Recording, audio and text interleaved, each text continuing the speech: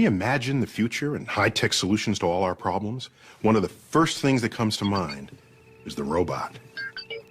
A computer-driven machine that tirelessly fulfills our every need. But some engineers imagine a day when robots will be much more than our assistants. Hey, Neil, what are you doing? I'm going to work. Oh. They'll also be our friends. Correspondent Chad Cohen found some robots being built not just to work for us, but to care about our feelings and make us care about them. Hey, Neil, don't forget your briefcase. Thank you. Bye.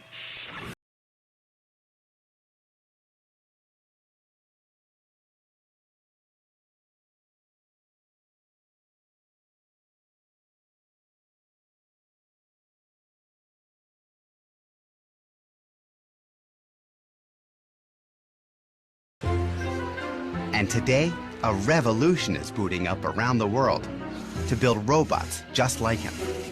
Engineers, scientists, even artists are developing robots to take over what have forever been uniquely human tasks.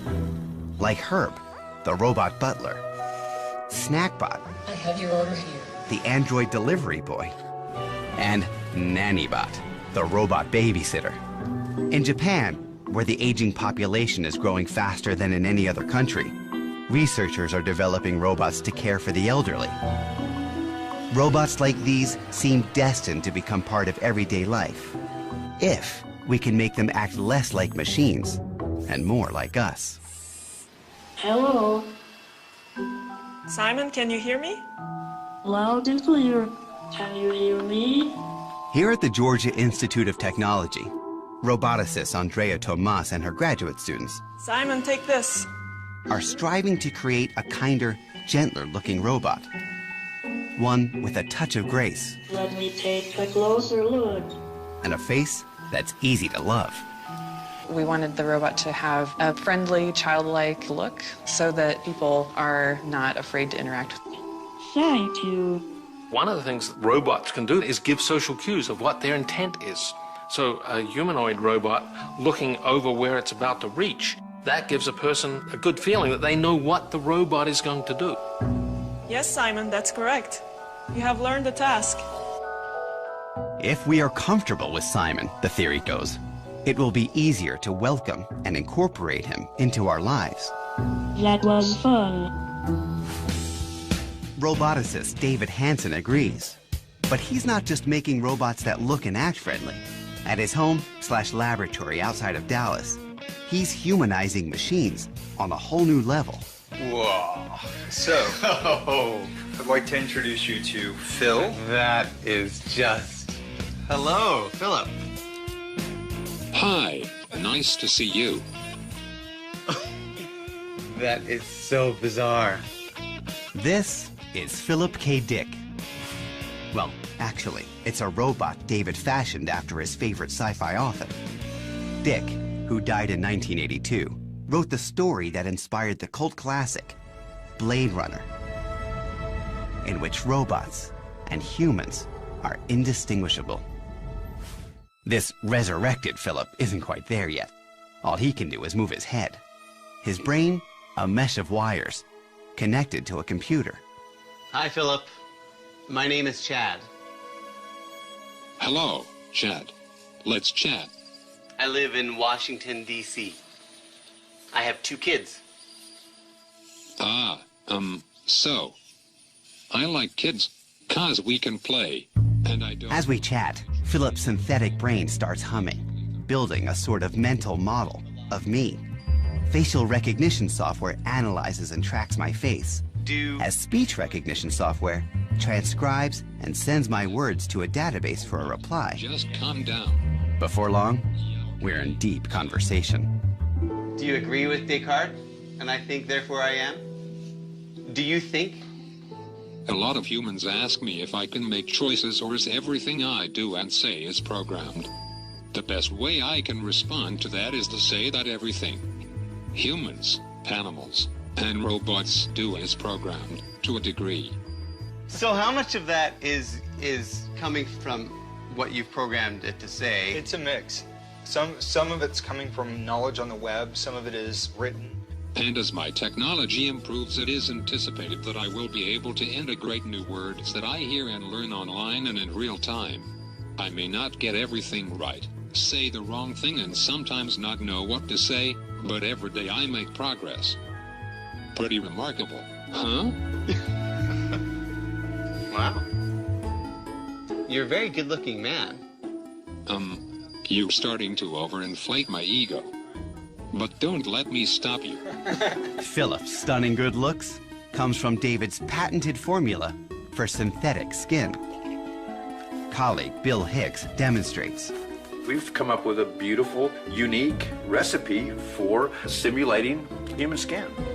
This is a lot like a cooking recipe.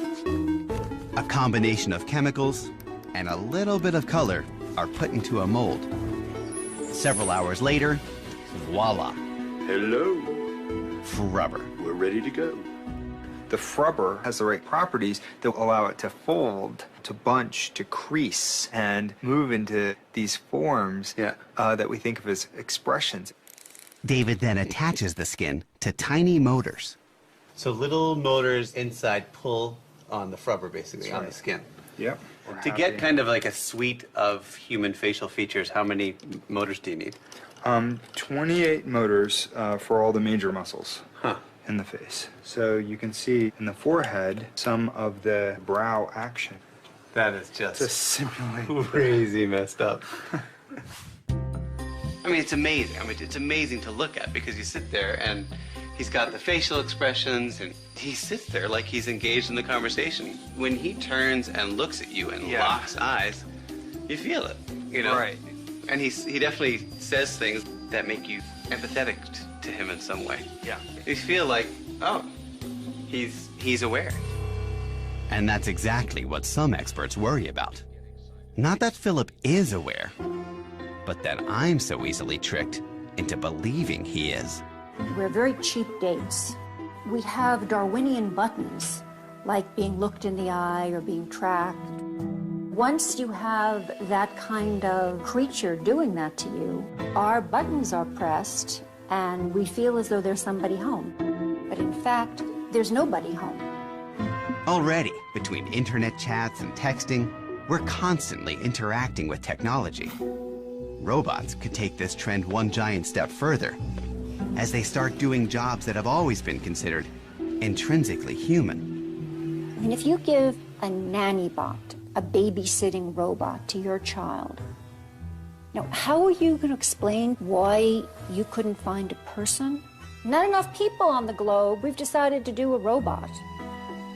Or to your mother. Not enough people, certainly not me, certainly not a robot. I don't buy the idea that we're developing robots so we don't have to take care of our own. I think that there will be unpredictable consequences, not all positive, but for the most part, what we are developing could be very positive. Back at Georgia Tech, researchers Wendy Rogers and Charles Kemp couldn't agree more. They're testing robots where they think they'll be needed most, with the older generation. Instead of having to worry about what time it is and should I be taking medicine, imagine if the robot were just to come up to you and say, here, you just need to take this. Thank you. That's quite impressive. Could you imagine having a robot like this in your home? And if so, what kind of tasks would you want it to do for you? Oh, I like the Jetson. I wanted to vacuum and answer the phone and answer the door and do all that futuristic stuff. Come and clean my house anytime it wants. Love teaching to iron.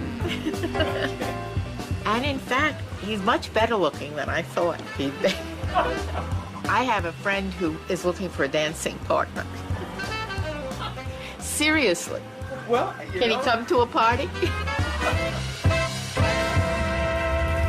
My problem with sociable robots is that we begin to think about the sociable and lose track of the robots. We're setting ourselves up for disappointment because these robots will disappoint us if we are looking for human connection. Do we want to make them in such a way that we're going to love them? Because they will be pretending to love us. David fears if we don't humanize robots by bringing them into the human family, we face a frightening future. Think Terminator, a world in which killer robots turn on their creators and set out to destroy us. Hasta la vista, baby. Do you think robots will take over the world? Geez, dude. You got the big questions cooking today.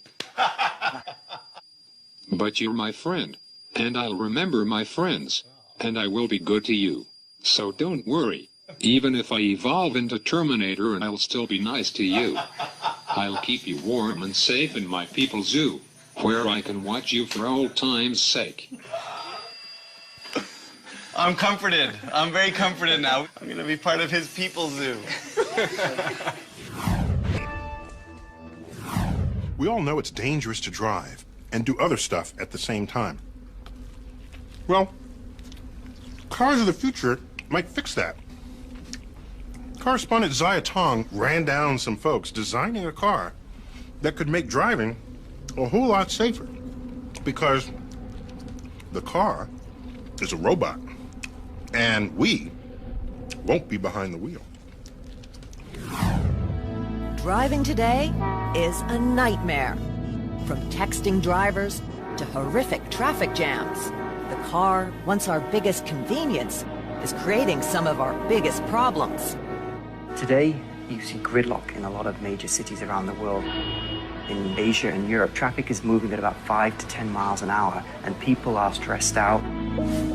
But what if you could redesign a car in a way that could do away with all that stress and gridlock?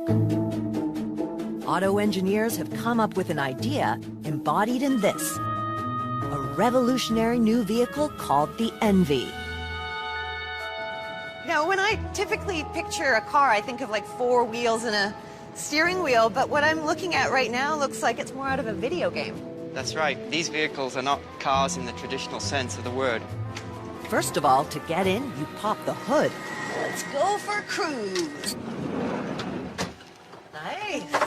You won't need to gas up ever again, because these high-tech vehicles are electric-powered and can be charged in an ordinary outlet. No tailpipe and no toxic fumes. They're powered by 2 motors, one in each wheel. Top speed, about 25 miles per hour. They weigh less than 1,000 pounds, a quarter of your average car. And when it comes to maneuverability, these tiny 2-seaters can turn on a dime. But there's one feature that makes these vehicles truly unique. So right now, you're just in auto drive mode, is that right? Yes. With the help of GPS, wireless, and sensing technology, the Envy can be driven hands-free along a pre-programmed route. The idea is you just get in, tell the car where you want to go, and it'll take you there. They can even drive on their own. No human required. That is incredible. That looks like a ghost car, though, the way it's driving itself, right? You know, it's actually a bit spooky. Spooky or not, it can also do this. Ah, you're gonna crash! Stop by itself when something is in its path. The vehicles know each other's location and direction of movement and speed of movement. That's because sensors, equipped with vision and ultrasonic technology, give them the ability to sense objects around them. And a wireless network enables them to talk with one another, just like computers communicate through the internet. But instead of sending emails, they share their position and velocity. So right now, because this vehicle talked to the other vehicle, the other Envy, it saw us coming and it stopped. That's correct, yes. That's great. So this would prevent accidents then? This would prevent accidents. And in theory, if cars never hit each other, they don't need to be designed like cars.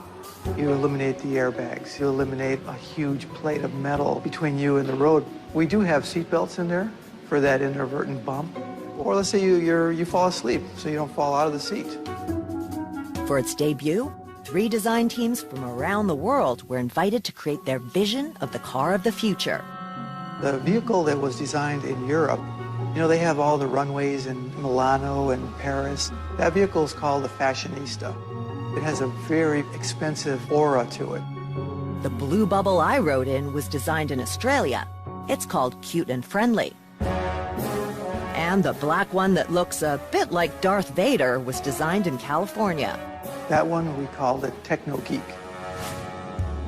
Not only can fashionista, cute and friendly, and techno geek drive themselves, they can also pick you up. Well, the car of the future, like Envy, you call the vehicle and it will come to you. I just press this button and it will come and pick me up. Because walking to a car is so 20th century. This is so much Convenient, cooler isn't it? than ballet. I love it. Chris hopes these cars will dominate cities of the future and make gridlock a thing of the past. What I would like to see by the year 2030 is that people would still have that freedom of movement that an automobile gives them today. But these vehicles would be communicating with each other and sensing each other, and traffic would flow a lot more smoothly, and people would be able to relax in the vehicle. But what really gets me excited is the fact that this vehicle could provide accessibility for people who currently don't have access to an automobile. I'm thinking of people who are old, people who are very young, and people who are disabled. When will the Envies be roadworthy? It's hard to say. There are many technical hurdles still to overcome. In fact, this poor little Envy ran out of steam right in the middle of our drive. And cars like this aren't equipped to drive on the highway alongside unpredictable humans. To be safe, the Envies will need roadways of their own, where cars, not people, are in control. Until then, cars like these will remain the stuff of automakers' dreams and designers' fantasies.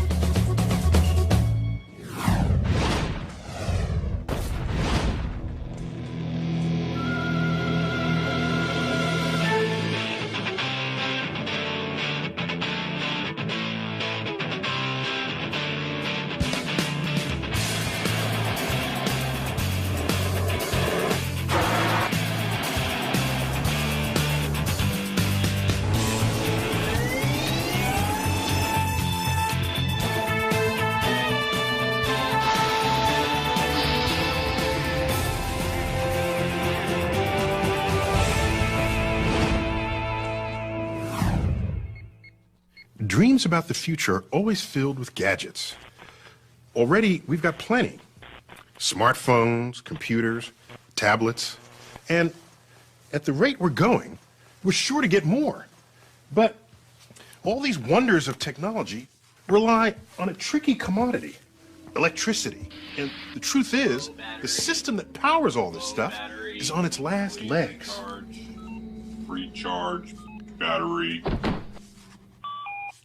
Recently, I met up with some people who are racing to reinvent the electrical lifeblood of our technological age, so that our visions for the future won't be left in the dark.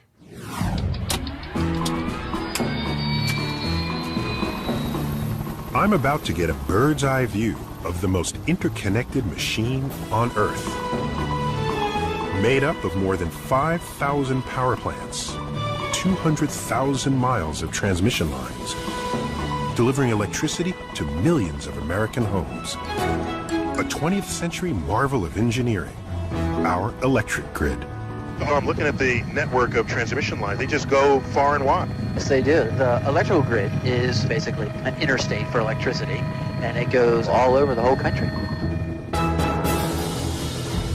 The grid got its start during the Depression, when the federal government brought electricity to the heartland. But this century-old marvel of engineering is ill-equipped to handle the demands of an energy-hungry society. Not only is it dirty, about half of our electricity comes from coal-burning power plants that emit greenhouse gases. More than half of our energy is lost in the way we produce, transmit, and use it. According to Eric Leitner, director of the Federal Smart Grid Task Force, the best way to make our grid more efficient and tackle climate change is with a smart grid. Smart grid. That means right now it's a dumb grid. Well, it's not as smart as it could be, let's just say that. An underachieving grid. Yeah, there you go, an underachieving grid. There's no better place to see how the grid works and why it needs some smarts than here. Think air traffic control. But instead of coordinating 747s, these dispatchers monitor the flow of a dynamic and dangerous force that travels close to the speed of light. Electricity starts its journey to us from huge power plants like this, where first, coal is burned to heat water.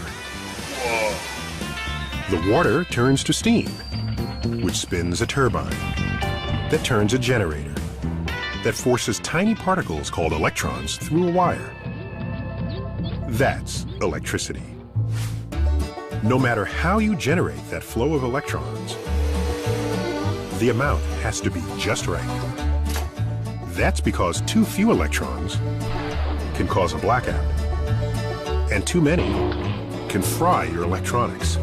As demand increases or decreases, a power plant has to either go up or down to meet that demand. And you're monitoring this in real time? In real time. It's a very delicate balancing act. These dispatchers are desperately trying to maintain that delicate balance. Something just happened. For instance, in this drill, a generator has suddenly gone offline. We just lost a large unit in the west. These grid operators have only a few minutes to solve the problem, and they're forced to do it the old-fashioned way, by getting on the phone with power plants in search of more electrons. If they can't find them, they turn to power plants like this one. It's called a peaker plant because it's only used during power peaks, about 100 hours a year. The rest of the time, plants like this are sitting around on standby, a wasteful and expensive way to produce energy. In fact, about 25% of the cost of producing electricity is spent keeping these plants on hold. But dispatchers don't have much of a choice. Frequency's back to normal. And here's where a smart grid could make a real difference. Starting with those old-fashioned power lines. At the Electric Power Research Institute, they're working on giving them some smarts. We're going to install sensor 460 on the closest line. This little sensor may not look high-tech, but it has the ability to analyze the condition of a power line. Going hot on 4? For instance, when too many electrons flow through a power line, it gets so hot it starts to sag. Not only that, When a line sags, it gets closer to the ground, and therefore it gets closer to trees, and the electricity going down the line will now go down the tree. the result? A blackout, like the one in 2003 that shut down power to millions of people in 8 states and parts of Canada. What caused the blackout in 2003? You can put it simply and say there is some mischievous trees that decided to knock down some power lines. And at some level that's true.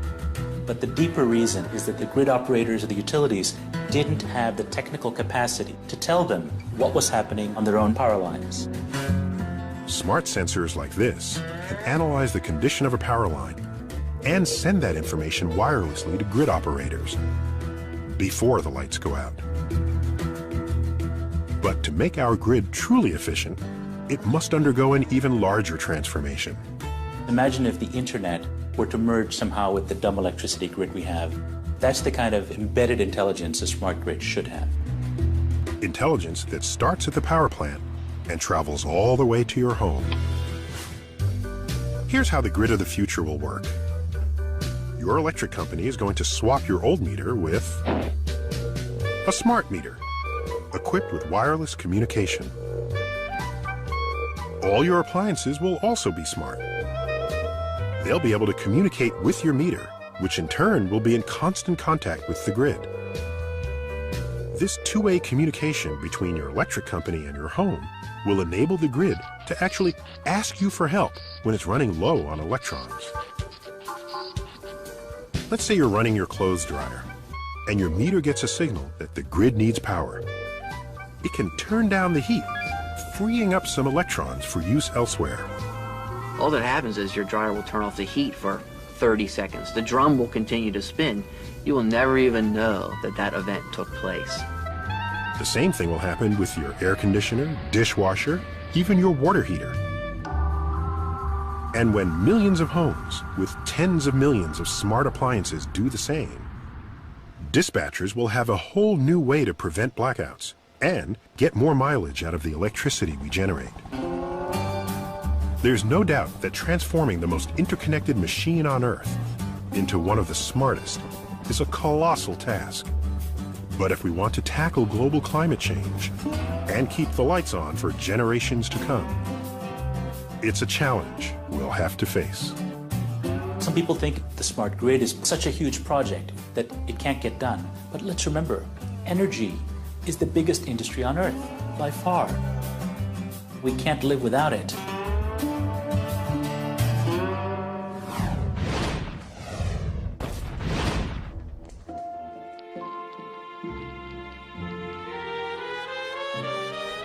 Il primo esempio, e anche il più grande, di una rete intelligente si trova in Italia, dove l'85% delle case ha contatori intelligenti, la più alta percentuale al mondo. Con questo sistema si può controllare a distanza l'installazione della corrente, leggere i contatori e rilevare interruzioni del servizio. È veramente una grande svolta.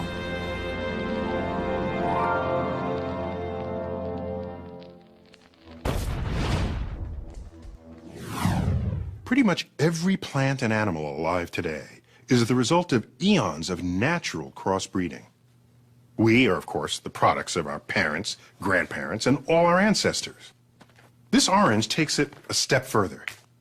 It's the result of farmers intentionally crossbreeding different kinds of oranges to get bigger, juicier, tastier fruit.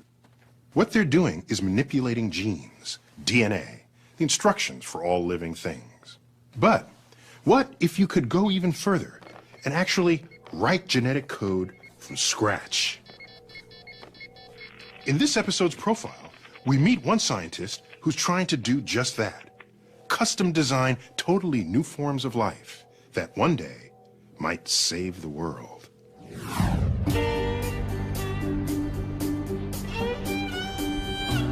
Jay Kiesling was raised to work the earth, but instead, this tough Nebraska farm boy might just save the world.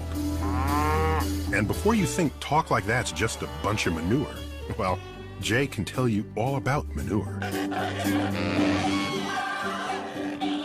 We had 200 pigs, and with 200 pigs, there's a lot of manure. And this was really hard work, scooping pig manure. It was no fun at all. Nobody enjoyed it. And that was probably the worst job. I like to say that I spent the first 18 years of my life with the smell of pig manure on my hands. Today, Jay's got plants, not pigs, and the manure isn't on his hands so much as it's on his mind. Jay Kiesling is a pioneer in the field of synthetic biology who's doing amazing things with the waste from bacteria.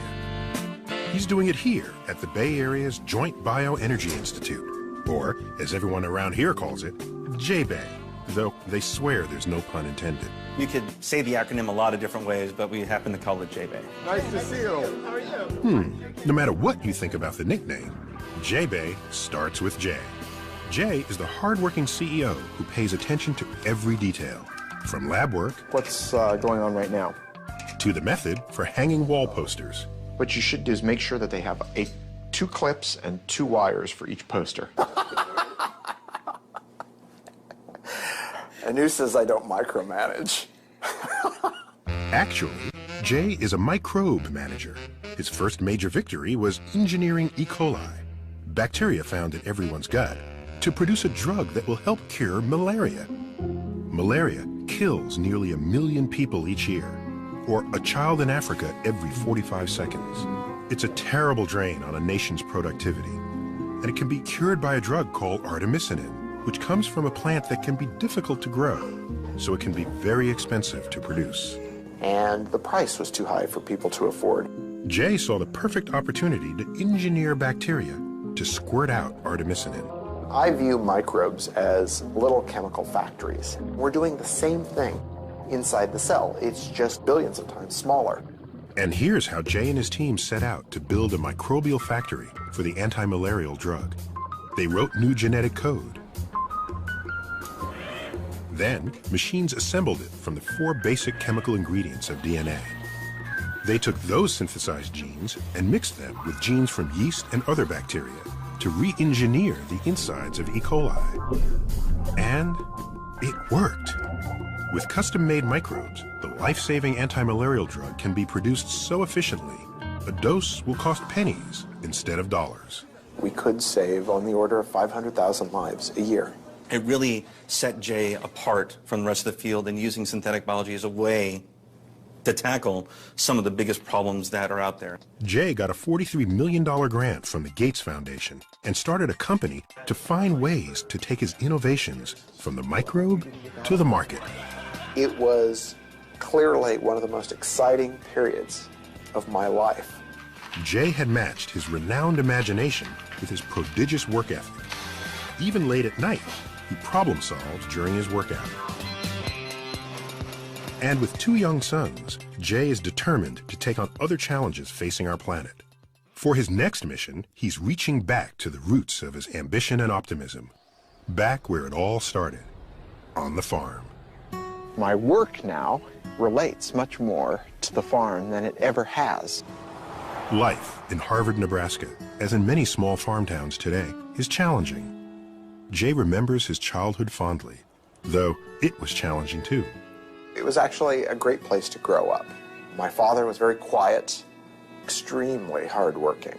From my mother, I think I got a lot of determination, a strong will, focus. I think it's been really important for me. Jay's mother died when he was only 11 years old. I remember it clearly. She had had cancer, breast cancer, has been cured of it, or it was in remission at least, coming home from her last doctor's appointment. Corn was very tall, so it's hard to see cars coming. She crossed from stopping at a stop sign, was hit by another car, and that car was driven by her first cousin. Both of them died. So pretty tragic for our family. It was a tough time of our life. It really was. We just survived, and we got along. You know, you adjust and do what you have to do. Jay was old enough that he really knew, you know, he was 11 years old. Him and his mother were really close. And as we all were, but it was tough on Jay. I had to work even harder. It was very little time for fun and games. And that's actually okay. That served me pretty well, I think, because right now there's pretty much no amount of work that seems insurmountable for me. And work hard he did. Jay became class valedictorian. The small town couldn't hold his ambition, but he was driven to leave by another reason, one that he kept secret. Being gay in small town Nebraska is difficult. People who were, if there were any, were certainly not out, and so you had no examples at all. Throughout college in Lincoln, while getting his PhD at Michigan, Jay never told his family he was gay. He didn't come out until he arrived at Berkeley. My father was fine with it. And just accepted it. He's my son, you know. It shouldn't matter what ethnicity, what sexual preference you are, anything. It's all about the work. Now, the mixture of Jay's famous drive and tolerance has led him to design a highly unusual team reflecting those qualities. There, working side by side, are engineers, biologists, chemists, all working around the clock under the same roof. My background is chemistry. I'm actually a graduate student in the Department of Bioengineering. He hires people that are strong in their fields and expect them to take ownership of their project and get it done. Jay has assembled a multidisciplinary team every bit as driven as he is to work on his next big vision. Their mission? Solving the world's energy crisis by manipulating bacteria to produce biofuels that will replace oil. Petroleum's running out, and it's going to run out even faster the more the population starts to drive, the more economies grow. This is biodiesel that's being secreted by E. coli. Jay and his team have already engineered the DNA of E. coli to produce biodiesel from switchgrass. See those little bubbles right there? That's actually fuel. straight from bacteria, ready for a car. And that could just be siphoned off and put into a tank. They've demonstrated the concept of turning sugar from switchgrass into biofuel. And the next step is figuring out how to make the process practical on an enormous scale. One big enough to save the world. And by planting all the switchgrass to make this new biofuel, it might just save places like Harvard, Nebraska, and the farm that's been in Jay's family for 5 generations. Someday, these fields will be planted with switchgrass, and these bales will be the cellulose that goes in to the fermentation facility that produces our advanced biofuels. Biofuels that will feed our cars, our planes, our factories. This is the future of energy for the U.S. What Jay's doing now could help us a great deal in the future. We could raise lots of acres of switchgrass. And he seems to be pretty positive about that. That's a good idea. We're trying to make the Midwest into the new Mideast. And from round these parts, that would definitely be the next big thing.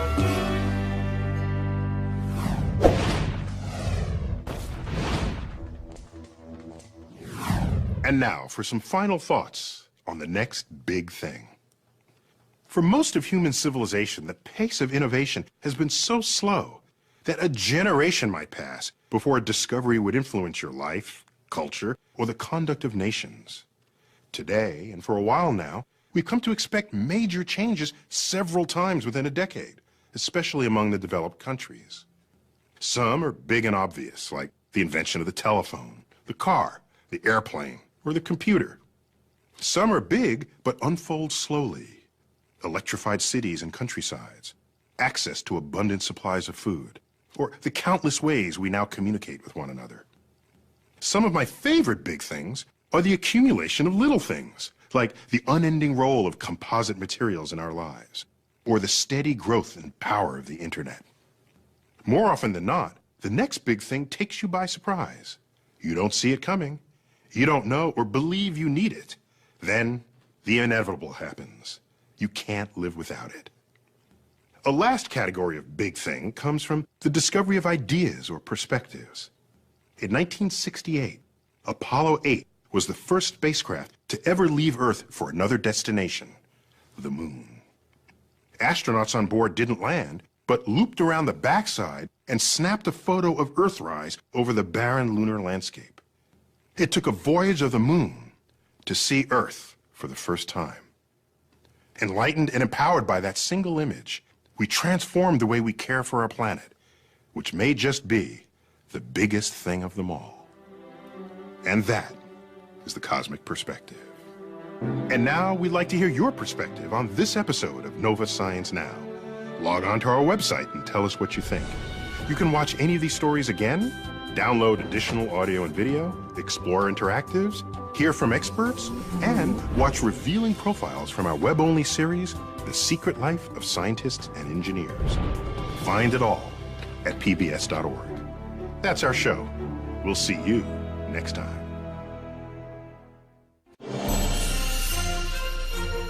See a hidden side of science on NOVA's web-exclusive series, The Secret Life of Scientists and Engineers. Think you know scientists? Think again.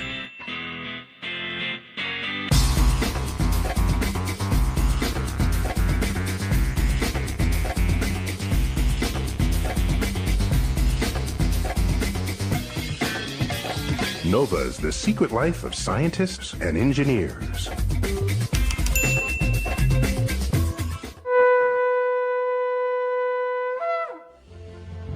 This Nova Science Now program is available on DVD at shoppbs.org or call 1-800-PLAY-PBS.